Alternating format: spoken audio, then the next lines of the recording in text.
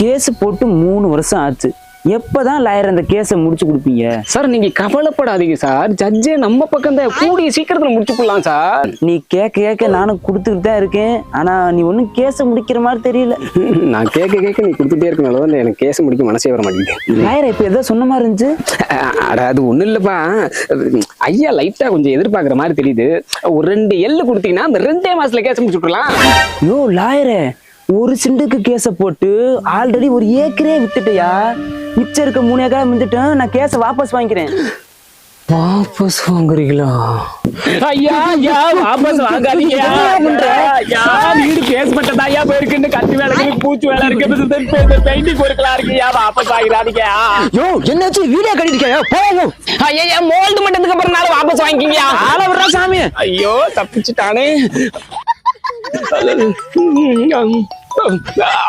Sir, எங்க வீட்டுக்கார daily சமைக்க சொல்லிட்டே இருக்காரு சார். ஒண்ணு கவலைப்படாதீங்க, ஜட்ஜே நம்ம கை பக்கம் தான். ஏதோ ஒண்ணு உள்ள தூக்கி போட்டு முடிச்சுடலாம். Okay sir, okay sir. வீட்டை கட்டிடலாம்.